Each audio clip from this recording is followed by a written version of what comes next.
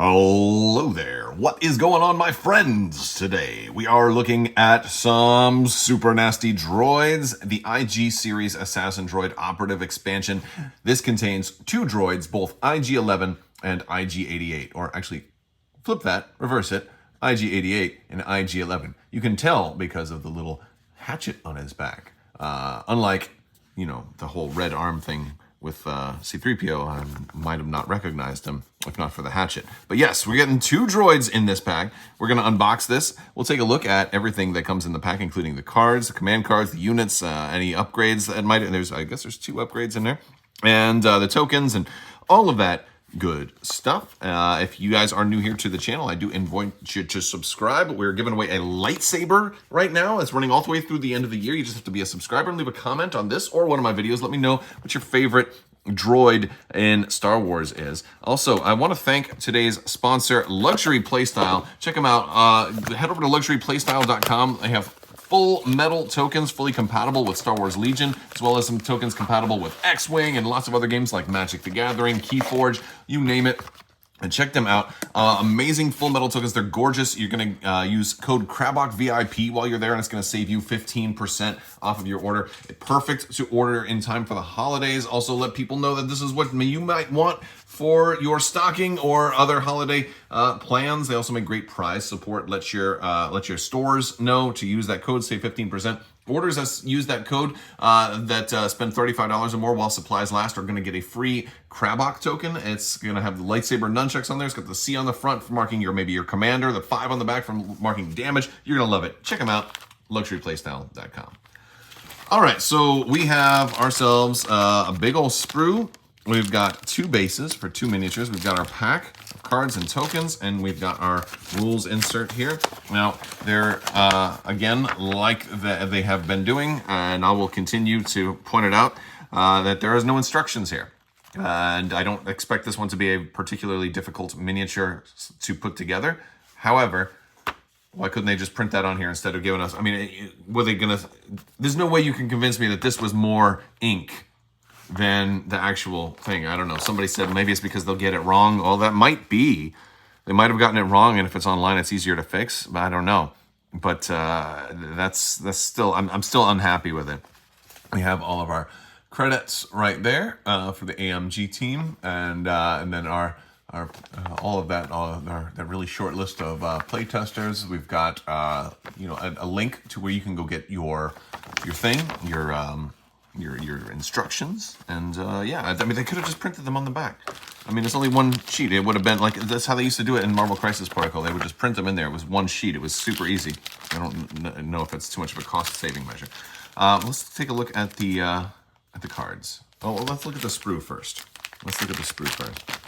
All right. All right. So we've got. Wow, how many chassis do we have? 1, 2, 3 different chest pieces. So I guess there's a lot we can do with this. We've got, they're all A. Okay, so I guess you can kind of build them however you want, which is kind of fun, I guess. You got a lot of options with this one. Of course, I would be able to see that easier if they had printed it here. This one does actually say LFL AMG, unlike the Din Djarin one that said Marvel, so I'm glad at least they got this part right. So that's good. And we have our little hatchet right there for IG-88.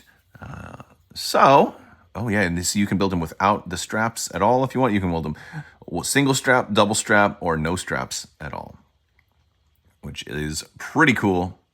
Let's go ahead and look at these cards on the cardboard here. We got we don't have much in the way of cardboard, do we? We have no tokens at all, which is fine because you can get your tokens over at Luxury Playstyle, right? We've got 2 Imperial, 1 Rebel, and then 2 Merc. And we've got the Rebel Operative, double Imperial, double Merc, and in case you wanted to run them both, well, I guess IG-11 is the only one that can run in the Rebels, so there you go, and then some victory tokens, but nothing else. I think there's the assumption that you'll have a core set, or at least an Essentials kit, and you'll have other tokens available. Let's look at these cards. All right, so first up, we're going to take a look at IG-88. He is a merc. He can go into the Empire only. He's an operative. He's got the red defense die for that ruggedized metal exterior. Surge to crit. as well. So decent offense, decent defense kind of baked in. He does have armor 1 as well, which is really going to help him stay alive. It kind of makes up for the fact that he's a droid and won't necessarily benefit from the cover 1 mechanic when he gets suppression. So that is good. With only courage 2, though, you suppress him too much, and he might withdraw to save his own life. He's got 110 points. He has training. He has the comms and the equipment upgrades. He has Arsenal 2, which is nice because he's got 3 built-in weapons, which is very cool. He has Bounty, which you would expect from a bounty hunter. He is Impervious, which is very nice. I mean, I wonder if he has got any Beskar in there. Well, that might... Actually, no, the difference would be he doesn't have Search for Defense, right? So he's just really tough and against piercing attacks, which is good. And he has Sharpshooter 1, which is just a really nice keyword to reduce cover. His Cleaver gives him Pierce 1 and a little bit of rainbow attack there. However, for ranged attacks, he's got a range 3 and a range 4, which makes him a really, really effective area control and board control character.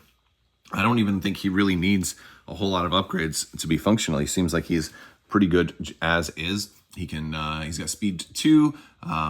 He can attack 3 dice at range 4, and then when people get closer, he can roll 6 dice on them when he gets Surge to Crit and Pierce 1 on there. It's also versatile. If he ends up in combat in melee, he can still shoot out of it. Just really, really nice. Overall, good character. We also have IG-11 here, who is very similar, but also distinct. 5 points cheaper, but also has programmed, so you're going to have to put an upgrade on him. And we have 2 of those programmed cards, which we will take a look at. He's going to have training, comms, and equipment, but also the programming, and we will equip a programming card to him to run him. He also has armor 1, red defense die, surge to crit. Surge to hit, but not surge to crit. But he also does have the same range 4 and range 3 weapons. And well, if they're the same, then they're pretty much the same. Yeah. So except that this one doesn't have versatile, so almost the same. But he has a better melee attack, which is pretty nice. Now, IG-11 wants to shoot a little bit more than he wants to do melee because he doesn't have that cool cleaver. So he has Gunslinger, which is a very nice option, especially with that range 4. A range 4 Gunslinger, I think he's absolutely incredible. And I'm really looking forward to testing this guy out. He's also impervious, he's also programmed, and has Sharpshooter 1, which is going to just work even better with everything else. Now, he can be in the Rebels or the Empire. If you're running him in the Rebels, you can give him the Nanny programming, which is going to give him the ability to run Grogu with him, and he'll gain AI dodge move. And so that one's okay, but it really kind of makes him into a versatile support type of character. He might take dodge tokens and then, double shot with Sharpshooter 1, which is pretty cool. I like it. But then he's also got the bounty programming. If you want to run him in the Empire or run him in the Rebels without Grogu, it's going to give him bounty. It's going to give him AI aim attack, which is a real nice AI thing. You can aim or you can attack. He also has Pierce 1 if you choose an enemy commander, and it gets suppressive if you choose an operative. So he gains really cool benefits, I think, but that is an extra 5 points, which makes up for the cost difference between IG-11 and IG-88. Now these are the only upgrades we're getting here. So while this is an expansion that doesn't have any extra tokens and doesn't have any extra upgrades, so but you are getting a whole extra miniature, right? So I heard some people kind of complain a little bit about that they're not giving out as many tokens or whatever, but you're getting a whole extra miniature. So I don't know about you guys, I would rather have 2 miniatures in an expansion as opposed to just 1 miniature, but a few extra tokens that I probably don't need anyway. That's just my take on it. Let's take a look at the command cards. We're going to take a look at IG-11 first. Mechanical Carnage. I like this one. By the way, I want to point out that while these are mercs, they don't have the independent keyword. So they definitely want to have orders. But since they are mercs, unless you're running Underworld Connections, you're going to have to issue orders to themselves. So this is a good way to give yourself an order. He loses Gunslinger, but he can attack everybody at range 2. This is a good one. This is kind of what you kind of expect from a what you expect from a 1-pip, a whole lot of attacks. However, it is only range 2, but you still get to keep the search to hit, and you still get to keep the sharpshooter keywords on that. And of course, if you use this one, you can get Pierce 1. Although if you want the better dice pool, you can go with the DLT, right? Although I probably would go with the Pierce 1. If you're attacking everybody else, I like that. I like that option. You got Sharpshooter 1 built in there. It's okay if they've already got some suppression. They're not going to get cover. You got Pierce 1. You got 3 dice, search to hit. I say let's do it. Let's do it. So I think that one's a pretty decent option. He has the anti-capture protocols, which is his self-destruct. He gains a self-destruct attack when building a command hand. If your army includes IG-11, this card must be included. So that's going to take the place. So this will be a mandatory 3-pip. At the end of his activation, if he has 3 or more wounds, he performs an attack with the following weapon. And that's the self-destruct keyword, which is 3 red and 2 black. It's blast, impact 3, and suppressive. I'm going to have to look up self-destruct again to look at all the, but it's basically an area attack. And I think it's range 1. I don't think it's like super far range, but it'd be kind of cool if it was like a bigger range self-destruct. But that looks like a really cool way to run him. And the only problem with that is that you must do it, right? So if you play that card, and you're like, wait, I killed everybody. Oh, like he activates, kills everybody, and all of a sudden now he has nobody to blow up. Well, he still has to blow up because you initiated the countdown. There's also a 2-pip. And this one can go for both characters because there's only 5 cards between both characters, and this one is either or. You must nominate either one of them. The nominated IG-11 or IG-88 gains an aim, demoralize 3, and steady. So I really like that. I really like steady with this. Steady is a good card, and it gives you more than just steady. Right? I kind of complained a little bit about one of the 1-pips in a recent expansion that it just gave you, the ability to attack after moving, and this one kind of does the same thing, but it gives you more than that. So I like this one a lot better. Demoralize 3 is a really nice touch. I think the only drawback to this card is that if you are running these two together, you have to pick. It doesn't activate both of them, and that's okay, but yeah, it's only the one. So that's kind of cool. We've also got Focused on the Kill. So this is a 1-pip for IG-88 only, and this is a really nice one. I like this one. It's not super flashy, but it's kind of meta, right? It's a permanent card, which is, I think, one of the bigger draws for it, because if it didn't have that, it would still be useful, but the fact that it's permanent is incredible. So while he's performing an attack against the unit that is the target of a bounty keyword. Now, it doesn't have to be his bounty.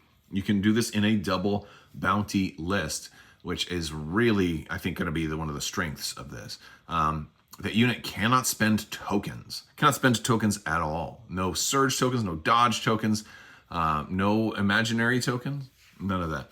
If he has wounds equal to or exceeding his wound threshold, he is not defeated until the start of the end phase. So again, you play this early on, and it doesn't matter. Anytime he dies, he gets to stick around until the end phase. So that's just an incredible, I guess, a zombie card. He cannot be killed. And, well, at least not when they want him to be killed.